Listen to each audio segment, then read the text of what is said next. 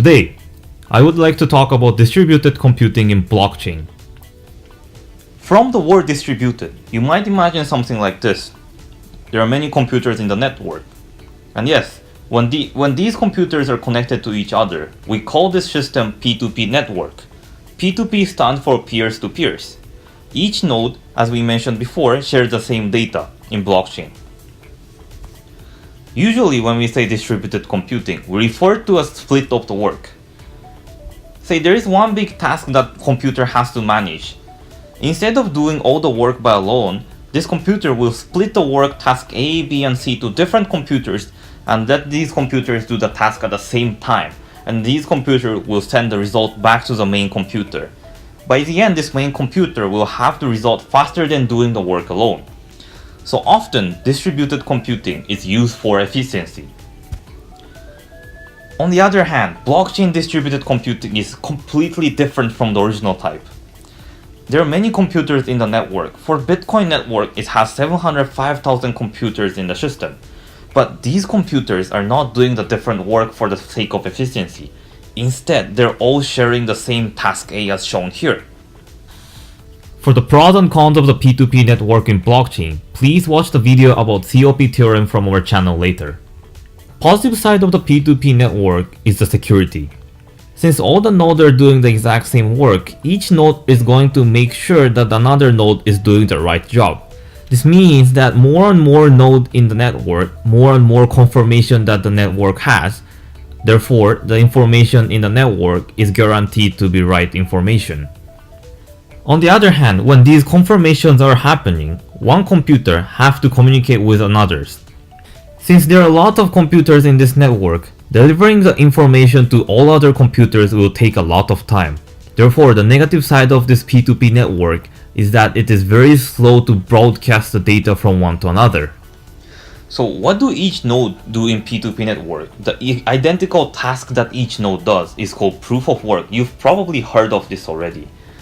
So each node are actually doing the same task and they're competing to solve the given problem. Say for example, the question given by the system is find the equation that will result in chicks. Alice answers 2 times 3, which is correct. Now she gets to create a new block and she gets a financial reward from the system. But this is not the only solution to this question. 2 times 3, 6 times 1, 1 plus 5, everything is the solution to this question.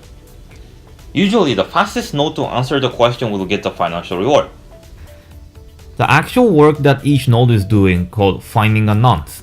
You have probably heard of this before somewhere, but I'll explain this one more time here. Say a miner created a block that has a hash value of hash of block 55555. This is just an example.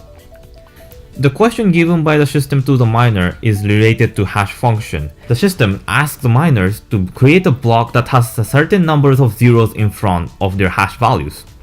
For example, in this case, let's say system asks the miners to have 6 zeros in front of their hash values. Then 0000000 hash of block 55555 will work. To make the block to have certain numbers of 0 in front, miner will randomly guess a number called nonce and add them into a block. Going back to the feature of the hash function, since we added the random number inside the block, the output of hash function using this input is no longer gonna be the same. Each miner will keep randomly guessing a number until they meet this requirement by the system. Therefore, proof of work is often said to be a waste of energy and waste of computational power. The reason why miners have to keep guessing a number is also coming from the property of the hash function, where we can't reverse the hashed value to the original input. Even if the system asks us to have certain numbers of zeros in front of the block's hash value, we can't reverse this hash value to get the original input. Therefore, guessing and brute force is the only way for the miners to meet this requirement. So because of the negative side of the distributed computation in blockchain, how slow it is, this situation might happen. Node A declares that it found a solution to this question. On the other side of the word, node B doesn't know that A found a solution yet and B also found a solution to this question. Then B declares it. Now blockchain system have two solutions. what's interesting about blockchain system is that the system is not the one deciding which one is the right solution or who was the first one to declare. Blockchain system will let each node to decide which one is the right solution. In that case, situation called forking occurs. So what is forking? Usually when we have the blocks, each blocks are connected by chains as we mentioned before. It's not a physical chain, but it's a chain of the hash values. So block 1, 2, 3, 4, 5 is just a one path right there. And then this keeps going on, 6, 7, 8, and then when you want to create a ninth block, there are two nodes that declaring the solutions. Block A says, I think 2 times 3 is the 6, which is right. And then node B says 6 times 1 is 6.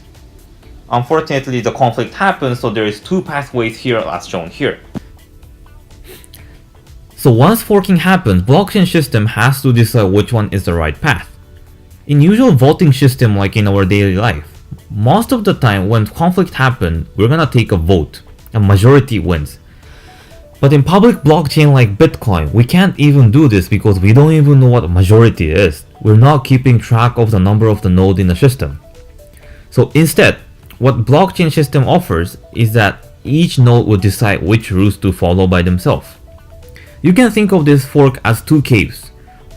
In front of each node, there are two caves. You can join whichever the cave you want and dig the cave together with your friend.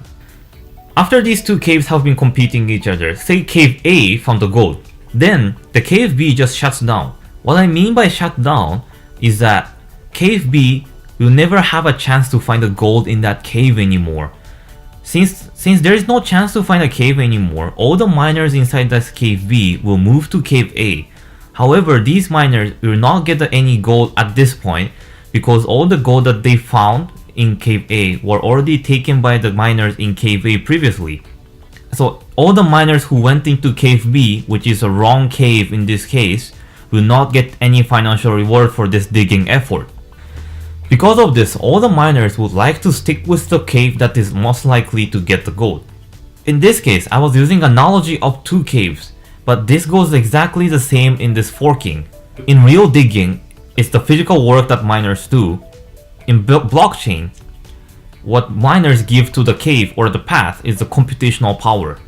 This system of giving a financial incentive to miners who made the right choice or who stick with the majority is called Nakamoto consensus. So how is Nakamoto consensus working? If anyone can just create a block as they want, it might contain invalid transactions inside. So proof of work takes a lot of effort, and fake blocks has high risk of not getting confirmed by the other majorities. All the effort will be wasted in that case. The cost of risking is higher than the benefit that miners get from acting right. So if you act right, you get financial incentive, create cryptocurrencies. But if you don't act right, electricity, computational powers, and time, everything will be wasted. So when you're creating a block, you want to create a right block, and when you're verifying the block, you wanna stick with the right solutions instead of fake ones, because once you vote for the fake ones, you don't get anything either. Also, if this invalid blocks and invalid transactions keeps happening, then users will be suspicious of the system. If there are less users and less demand for the cryptocurrency, then the value of the cryptocurrency will go down, because cryptocurrency's value is totally determined by demand and supply. So even if bad miners fake the transaction and they get more cryptocurrencies than they're supposed to get, this is still bad for the miners because the value will go down anyways. So the most powerful feature of the blockchain and this proof of work is that Nakamoto consensus that encourages that whoever made the right choice will benefit the most. So in summary, blockchain is made of multiple nodes around the world. There is no central node figures in blockchain system. Each node does the same computation, shares the same data called proof of work. Right route is decided by the computational power that each route has, and Nakamoto consensus encourages each node to follow the right route in this case. Thank you.